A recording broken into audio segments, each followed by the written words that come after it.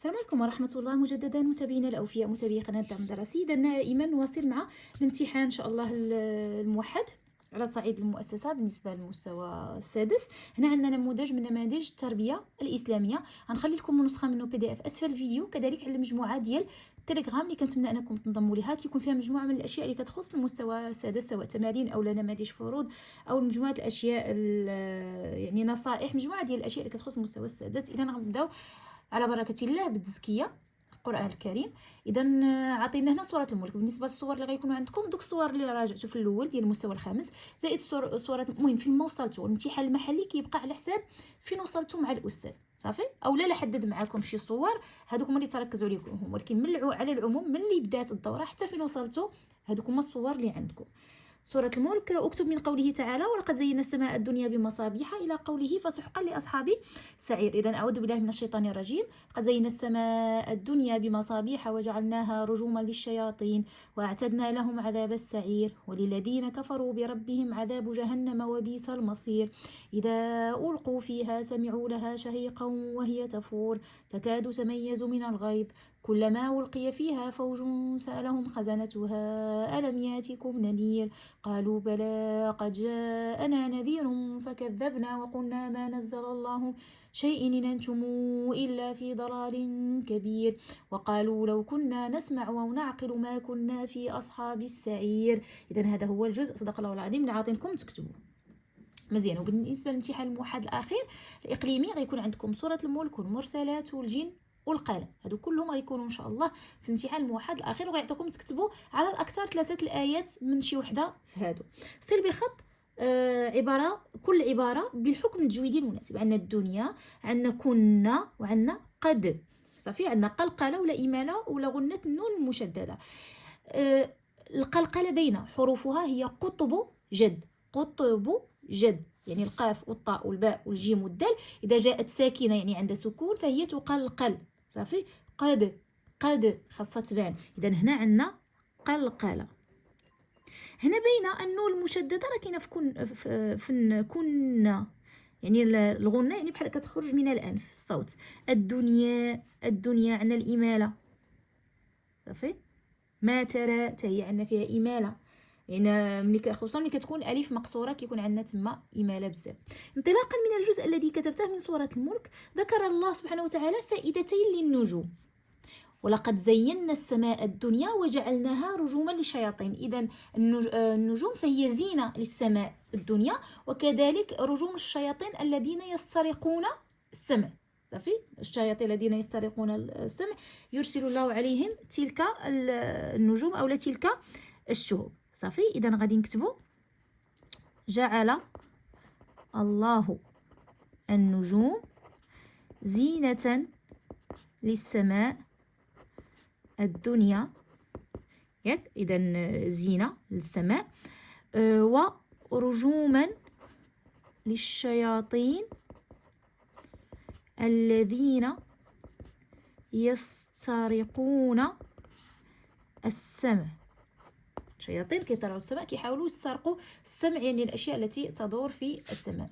بين من يجري الحوار في الايتين 8 و9، صافي. اللي قالوا لهم فكلما القي فيها فوج، يعني في جهنم، سالهم خزنتها. اذا هنا كندويو على خزنه جهنم. الم ياتكم نذير، كيقول لهم واش ما جاكمش رسول، واش ما جاكمش نذير يحذركم من عذاب. قالوا بلى قد جاءنا نذير. اذا شكون هما هادو؟ فكذبنا. اذا هادو بين حوار بين الكفار بطبيعه الحال وبين خزنه جهنم، هذا هو الحوار بين. اذا يدور الحوار بين الكفار بطبيعة الحال، بين الكفار وخزنة جهنم. بماذا برر أصحاب السعير ندمهم؟ أو لا، هاد يعني عرفوا الرسوم دخلوا بداو كيبروا. قالوا قد جاءنا نذير فعلا فكذبنا وقلنا ما نزل الله من شيء إن أنتم إلا في ضلال كبير وقالوا لو كنا نسمع أو نعقل ما كنا في أصحاب السعير. يعني كنا كنخدموا عقلنا وكنسمعوا ونعي ما نسمعوه ما كنا في أصحاب السعير. إذا برر أصحاب السعير ندمهم، برروا ندمهم بأنهم لم يكونوا يسمعون لرسلهم وكانوا لا يستخدمون عقولهم، لو كنا نسمع أو نعقل عقولهم لمعرفة الحق. كانوش كيخدموا العقل ديالهم بطبيعة الحال باش يفهموا صافي لمعرفة الحق بطبيعة الحال، ومعرفة صافي عقولهم لمعرفة الحق بطبيعة الحال. هذا هو الجواب. ندوز دابا للاقتداء. الغايه من تبليغ الدعوه سرا. علاش كانت الدعوه في الاول سريه؟ لان كانت باقا ضعيفه، باقيين ما كاينينش المسلمين، باقيين ما فاهمينش مزيان، باقيين هما ما مثبتينش العقيده ديالهم مزيان. اذا كان خاصها تكون سريه باش ما يهاجموهاش الكفار، لان لا هاجموها وهي باقا ضعيفه وصغيره فغادي تمشي. اذا هل تخصيص الاهل والاقرباء بالاجر والثواب، يعني باش غير الاهل والاقرباء هما اللي يديو الاجر والثواب، او لا إعداد المؤمنين وتربيتهم التربية التي تؤهلهم بالنهوض يعني بالدعوة، أو لمعاداة الأغنياء وكبراء القوم وحرمانهم من هذا الخير والفوز بالجنة؟ لا، كان إعداد المؤمنين. إذا هنايا هي اللي صحيح، وهنا خطأ، وهنا خطأ. أين كان يجتمع النبي صلى الله عليه وسلم بأصحابه في بداية الدعوة؟ إذا كانت الدعوة فين كانوا كيلتقيو؟ في دار الأرقم بن الأرقم صافي. إذا تما فين كان كي يجتمعوا. إذا كانوا يجتمعون في دار الأرقم بن الأرقم، ونحذف همزة بنو. اذكر بعض الاعتداءات الجسدية على النبي صلى الله عليه وسلم. إذا الرسول صلى الله عليه وسلم تعرض لعدة اعتداءات صافي. إذا الرسول صلى الله عليه وسلم هو قدوة لنا، إذا رغم أنه خير الخلق يعني تعرض لاعتداءات جسدية ونفسية وهذه، ولكن بما أن عنده واحد الهدف ما داكشي ما اثرش عليه. شكون هو اللي كيأثروا عليه هاد الاعتداءات وهاد التنمر اللي ولا دابا في المال؟ يعني الناس اللي ما عندهمش هدف. خصنا نعلموا وليداتنا ونربيهم انهم يكون عندهم هدف. يعني واخا هذا قال او لا دار او لا هذه ما صافي، انا غادي نخدم على راسي باش غتوصل لواحد المرحله وغيبان بيناتنا الفرق، هو فين غيوصل وانا فين غنوصل. اذا هاد الشيء ديال دابا راه ماشي هو الاساس. يعني خصني نفكر دائما في المستقبل ديالي، في الاشياء انا فين باغي نوصل ونصبر على ودها. اذا كان الكفار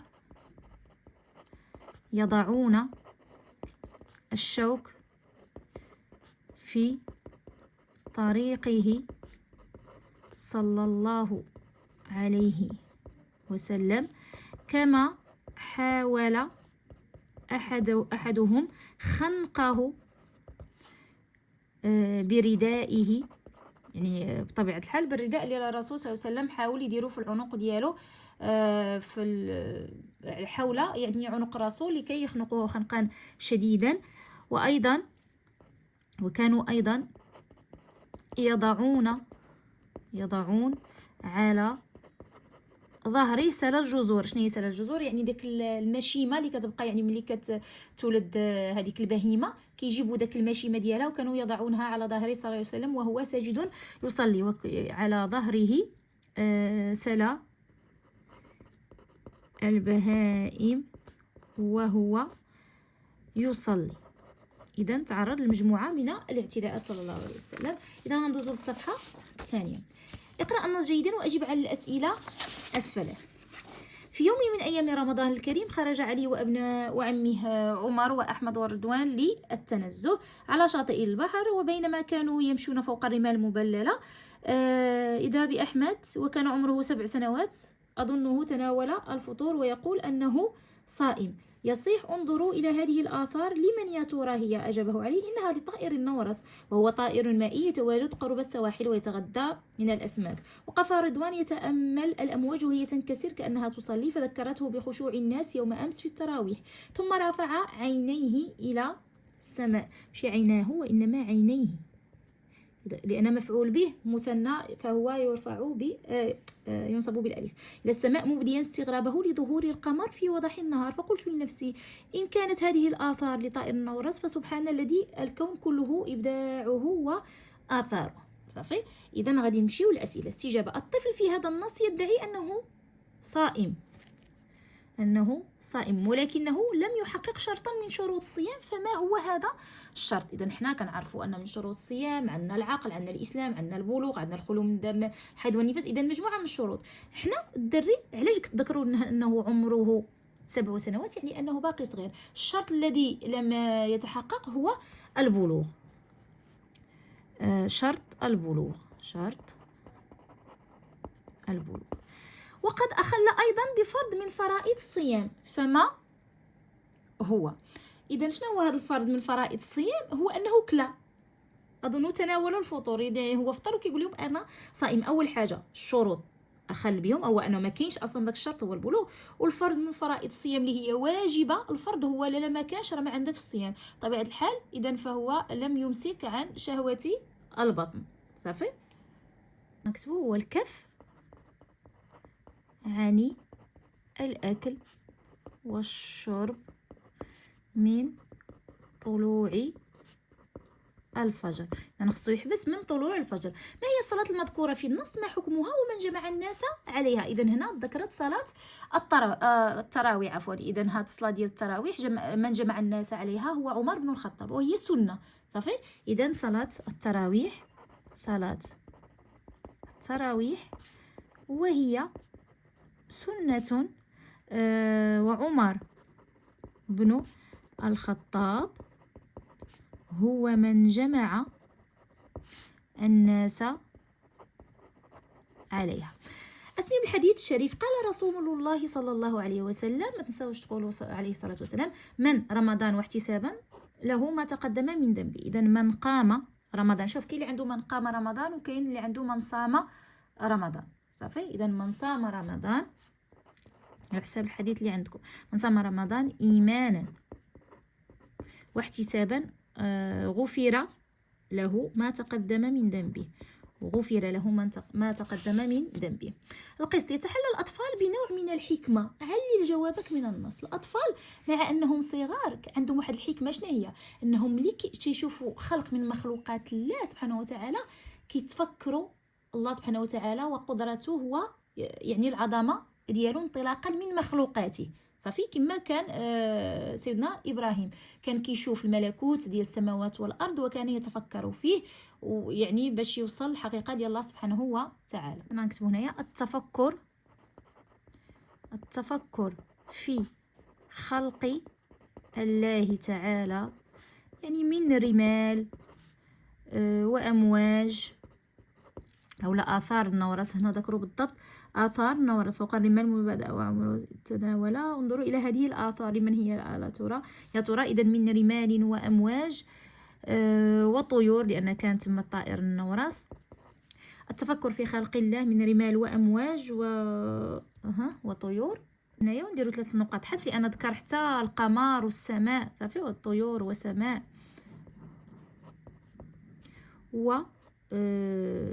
شنديرو وإبداعه عز وجل. إذن التفكر في خلق الله تعالى من رمال وأمواج وطيور وسماء إلى آخره، وإبداعه عز وجل فيها مثلا، ولا إبداعه عز وجل. بمن يذكرك تأملهم في ملكوت السماء؟ بطبيعة الحال بسيدنا إبراهيم الذي كان قلنا يتأمل في الكون وملكوته. إذن يذكرني تأملهم في سيدنا إبراهيم